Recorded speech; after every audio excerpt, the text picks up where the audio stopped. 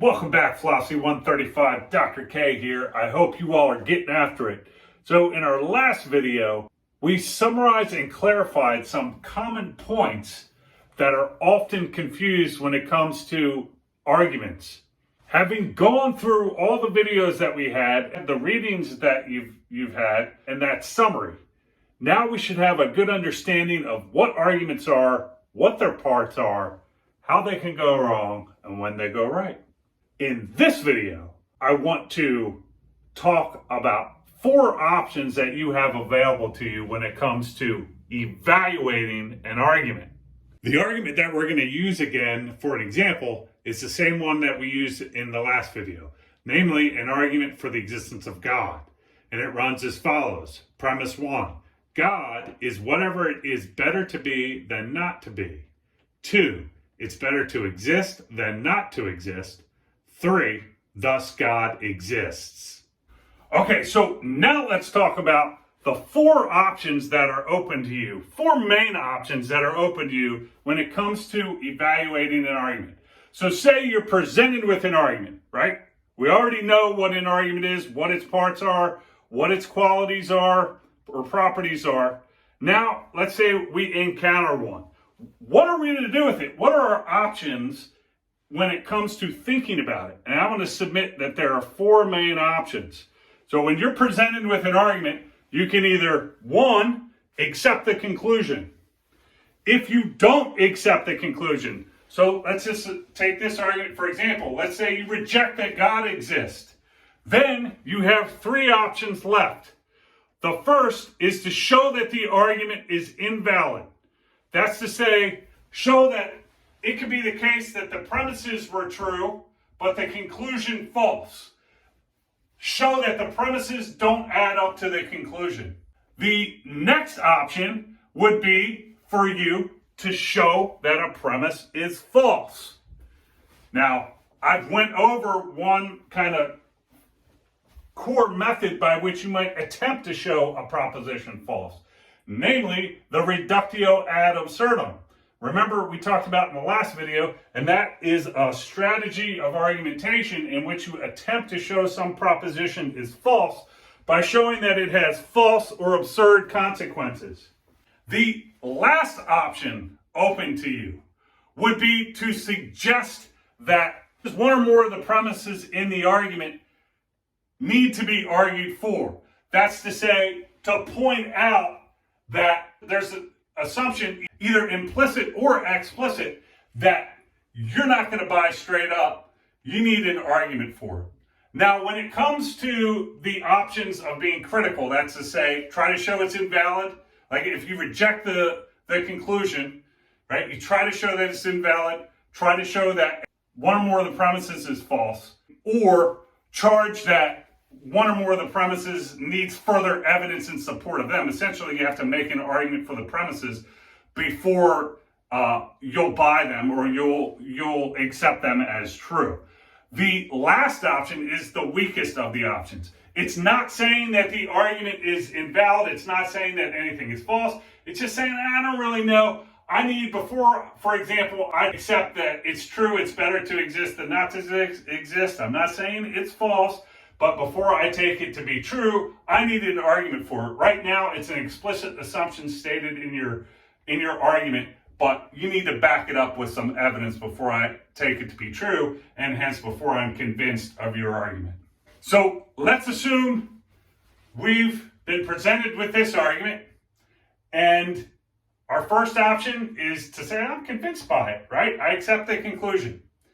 If we don't, say, if we rejected that God exists, then we have 3 options left to us. Show that the argument's invalid, show that one or more of the premises is false, or charge that one or more of the premises needs evidence in support of it before we're going to accept it as true. So the questions we'd want to ask here with this is it valid? Is it the case that if it was true, that God is whatever it is better to be than not to be, and if it was true, it's better to exist than not to exist, then it would also be true that God exists.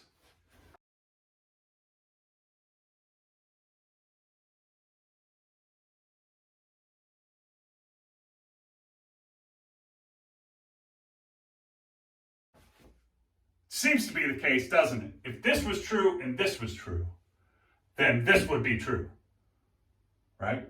And I want you to think about that yourself. If this was true and this was true, would this be true? I say yes. So I take the argument to be valid. So if I'm going to critique it, it's not going to be on account of it being invalid in the sense of the reasoning being bad. So let's turn to our next option for critical evaluation. Try to show that a premise is false. So what we could do is try to show this is false or this is false. So we could try to show it's not the case that God is whatever it is better to be than not to be. Or we could try to show it false, that it's better to exist than not to exist. And I want you to think for yourself about whether you think these are true or not.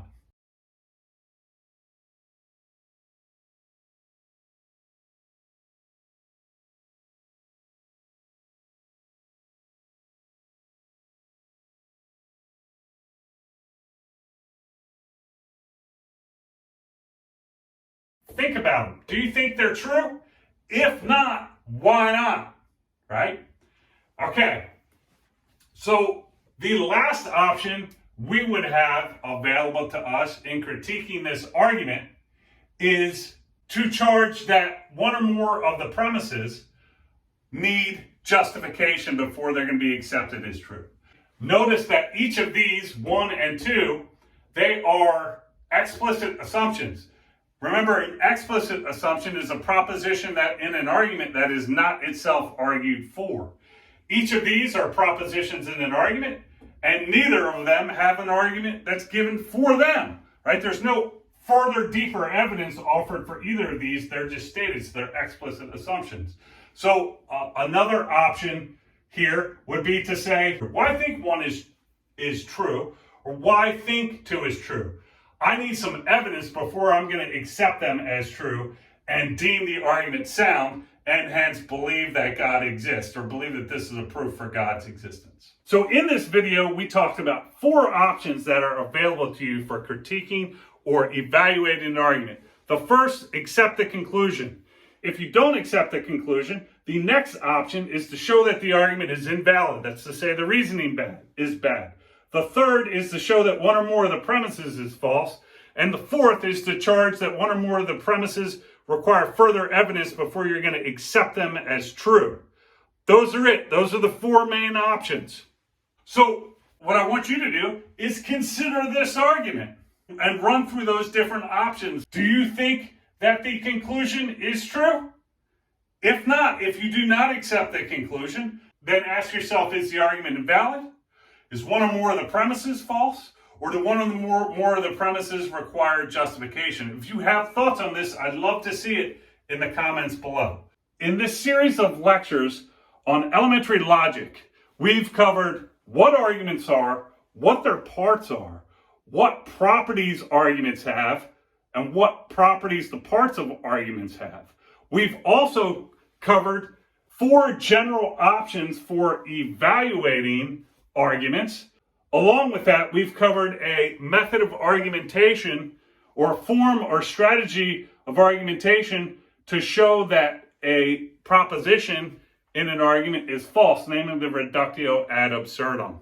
At this point, I take it that we're ready to go out and consider some arguments. Now we should have a good understanding of what arguments are, what their parts are, how they can go wrong, and when they go right. And we have a kind of guide to questions that we should ask whenever we're presented with an argument. Do I believe the conclusion? If not, is the reasoning valid or not? Good or not? Are the premises true or false? Do the premises need justification? In our upcoming videos, we're actually going to make our way into examining for ourselves and evaluating for ourselves some famous arguments in the history of philosophy for the existence of God. Are you excited? I am. I'll see you in the next video. Dr. K out.